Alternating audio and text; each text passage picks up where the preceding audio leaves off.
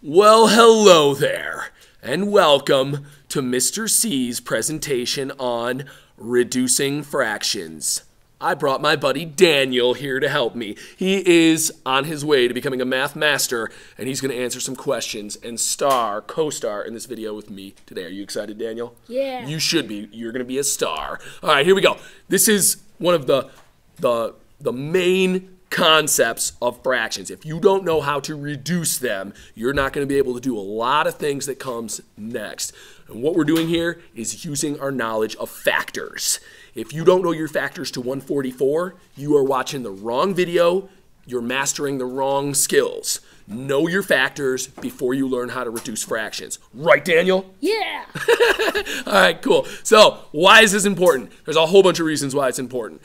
It's going to help you to know how many pieces you have to cut something into, right? If you get a pizza and you're splitting it with 5 people, would you cut it into 100 pieces and give each person 20? No. Okay? You're going to cut it into less pieces. In essence, that's what reducing fractions is going to give you knowledge of. Okay? It's going to let you know, okay, I don't actually have to cut these things into more pieces. I can cut them into smarter pieces. If you know how to do this, it really shows a better understanding of fractions themselves. Okay? If you can reduce fractions and even enlarge fractions, and you understand you're not changing the size or I should say the amount of substance that you're dealing with, you're just cutting it into more pieces or combining those pieces together, it really shows a deeper understanding of fractions. You're going to have to reduce fractions in order to add and subtract them, which is your next step. If you're following my curriculum, you're about to start adding and subtracting fractions. You have to know how to do this first. But really, honestly, sad truth, this stuff is on tests. If you're a 4th grader or a 5th grader, certainly a 6th grader or above, you have to know how to do this in order to slay those standardized tests that you get thrown up against every year. Okay, so let's go ahead and take a look at this. There's one really main important rule that we're going to talk about first. In order to simplify fractions, you have to find common factors, but you have to continue to create equivalent fractions with factors, common factors, until there is no more. You're going to see this in just a second. If you're going, what are you saying, Mr. C? You'll see it in just a second. All right, Daniel, read that fraction for me. 6/12. Okay, now, I'm going to write this fraction the way that everybody feels most comfortable with it. Look at that numerator right on top of that denominator there. Okay, now it says we have to find a common factor. So, Daniel, give me a common factor of 6 and 12. 3. 3, perfect. So we're going to find an equivalent fraction by dividing by 3. Okay, if you know your factors, you know that 3 goes into 6 and 3 goes into 12. If you divide 6 by 3, what is the answer, Daniel? 6 divided by 3 equals 2. Correct. And what's 12 divided by 3? 4. Great. 2/4. So 6/12 is equal to 2/4. Those fractions are equivalent. Do we stop there? No. Why not? Because there's more common factors. There are additional common factors. Look, there's a factor that goes into 2 that also goes into 4. Do you know what it is? Let's see. 1/2. Okay, so what are we going to divide 2 by in order to get to 1?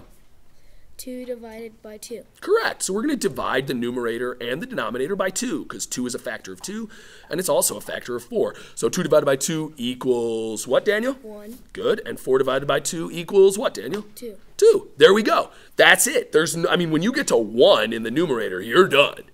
Because there really are no more common factors. 1 can be divided by itself, but you don't want to do that infinity times, right? So we're done. We've reduced 6/12 to 1/2. These fractions are equivalent. They're the same.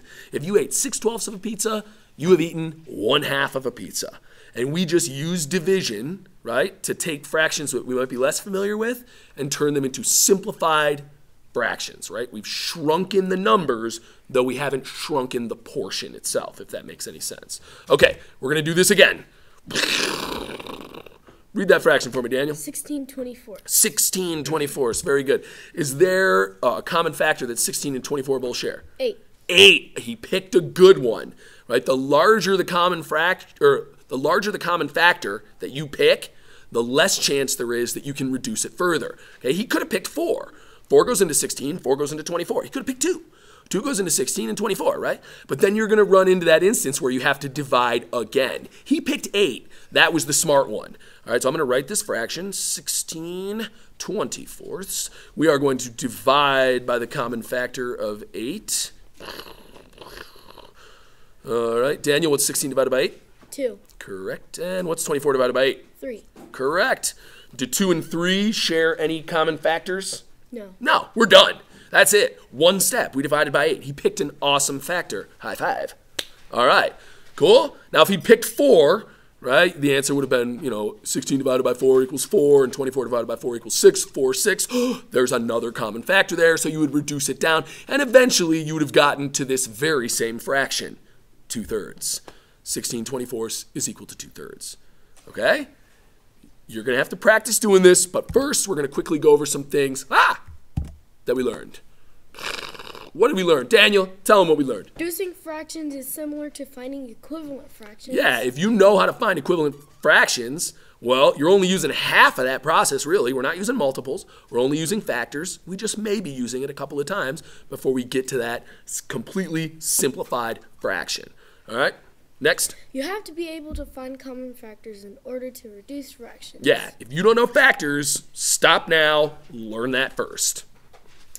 You don't stop until there is no more common factors. Right, just like we did in the first problem. Okay, when we see that the numerator and the denominator still share a common factor, you keep reducing until there's no more common factors in your numerator and your denominator. If you can reduce fractions, it will help when adding and subtracting. Yup, and that's what you're about to do. If your teacher's any good, they're going to take this knowledge, they're going to make you master reducing fractions, and then ship you right off to adding and subtracting them. Because if you can do this, you can very easily begin to find common denominators and then add and subtract them. Okay? You're going to have to try this. You're going to have to play with this. And I really want you to master this before you move on to anything else. So I'm going to give you a few problems here, and then you're going to have to show these answers to your mom, your dad, your grandma, your grandpa, your teacher, your older brother, your older sister. Make sure you're doing it right before you try anything new.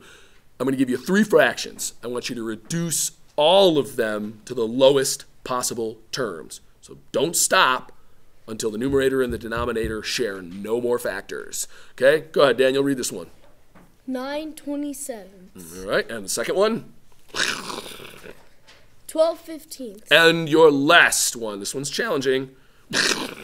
24/60. Yeah, very good. Okay, so like I said, try these. Show them to somebody who knows what they're doing. Make sure that you're doing it right before you move on to anything else. I hope this helped.